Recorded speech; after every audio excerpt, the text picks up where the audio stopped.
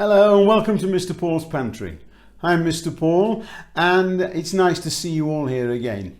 If you're new, a very warm welcome.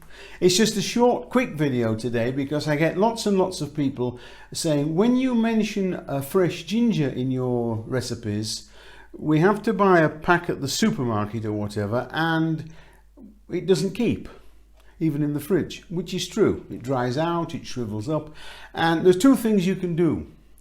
One is you can plant it and grow it in a pot, which I've done, and I will show you that my plant later.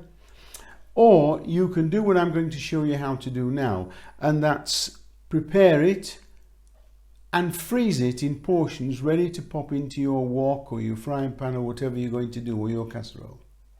Okay? And you can have fresh ginger on tap anytime you want. I'd like to thank all those people who've joined my Patreon page and give donations through PayPal as well. I really appreciate it. It helps keep this video channel going. And let's get on with the ginger.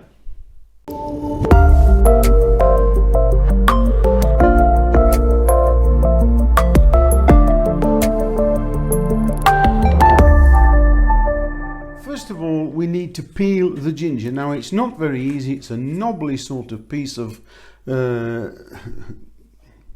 ingredient. And I have seen chefs, professional chefs on the television, try to peel it with a blooming great carving knife, chopping lumps off and actually throwing away more than they're using. All you need to do is take a small piece like this, take your potato peeler or your whatever you use for a peeler and just gently do this. You can also use the back of the bowl of a teaspoon. I'll just show you that. Grab a teaspoon and just scrape the skin like that. It's as simple as that. You don't need any special tools. You don't need to waste hardly anything at all. In fact, the spoon wastes even less than the peeler. But gently, don't rush yourself, gently take all the peel off your root ginger. And we'll do the whole of this piece.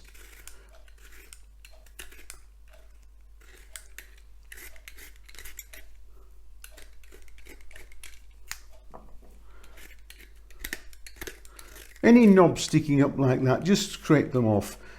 You won't waste much. But this is lovely, lovely fresh ginger. The smell is absolutely amazing, even just whilst I'm doing this.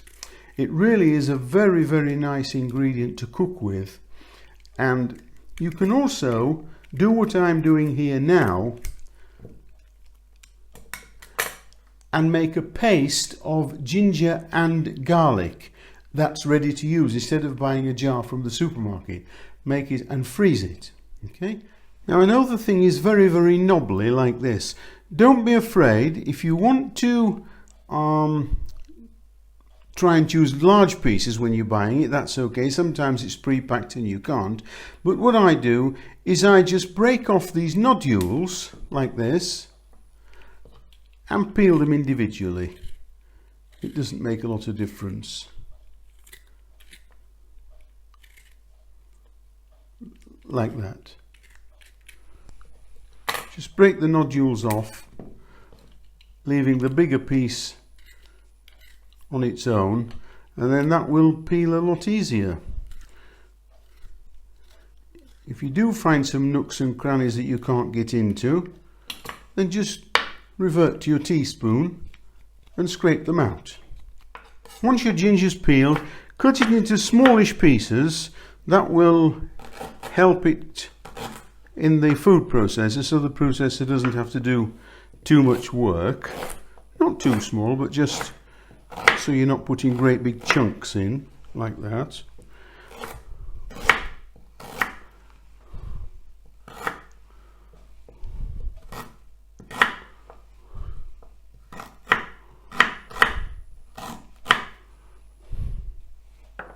Bit there not peeled.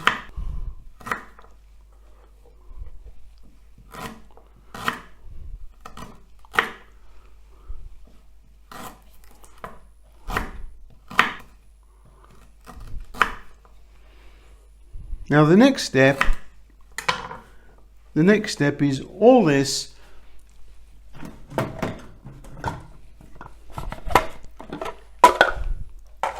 into the fruit processor. Now we don't add anything to this unless you're wanting to do ginger and garlic paste, then you would add your garlic at this stage. A bit more peel there we don't want in. Don't add anything to it, we don't want any water in it or anything like that, and there's enough juice in it, and we're going to just process that. I'll just go over to the processor and be back in a short while. So now here we have the ginger that's been chopped up in the food processor. Now you can chop this as fine as you wish. You can even take it down to a very fine paste, and if you want a very smooth paste you can add a little oil, but not much. I do this to this stage just as if I've chopped it or grated it by hand. So there we are. I'm sure you can see that. Now we need to take the ice tray from the freezer. Now most ice trays, whatever shape they are, the cubes, they always have about the same amount of water in them. So when I fill one of these with my ginger and press it down like this, when the recipe says 1 inch of sliced or chopped or whatever ginger you need, that will be equal to about 1 inch of root ginger before you cut it up. Okay, so you won't have to do any more measuring at all. And if the recipe says put 2 or 1.5 inches in, I put 2 lumps in, don't worry. It's not going to make that much difference to the recipe, isn't half an inch of ginger, so just make it a bit more flavourful. Press these down, don't leave them loose, then you've got enough in. And when you've filled the tray, pop it in the freezer. Overnight I leave it, then I knock them out and put them into a Ziploc bag, and they stay separate. Every time I want some for a recipe, I just put my hand in and take 1 cube or 2 out. So we'll carry on doing these, then I'll get them in the freezer and I'll show you once they're done. I'll also show you my ginger plant that I've grown myself.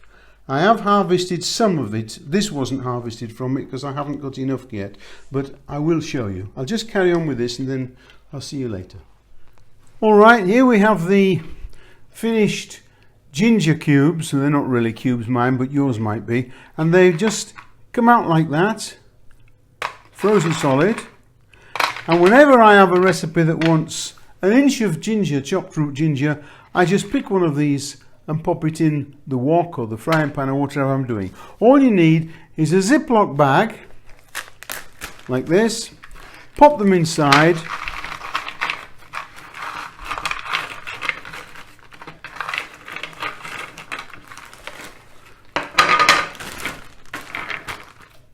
zip them up, pop them in the freezer, and they're there. And as I said before earlier in the video, if you want to mix garlic and ginger, which a lot of Chinese type recipes have a mixture of both, then you can chop the garlic with some of this in your food processor and put it in a different bag. So you've got ginger and garlic. And also I do occasionally make some for myself. It's some recipes that I use, you may not have them, but I also have one with ginger, garlic and spring onion, and I chop those as well. So when you're flavouring the oil in the wok, that just gives you a nice authentic taste. So there we are, a nice way to save your ginger from drying up and going dry.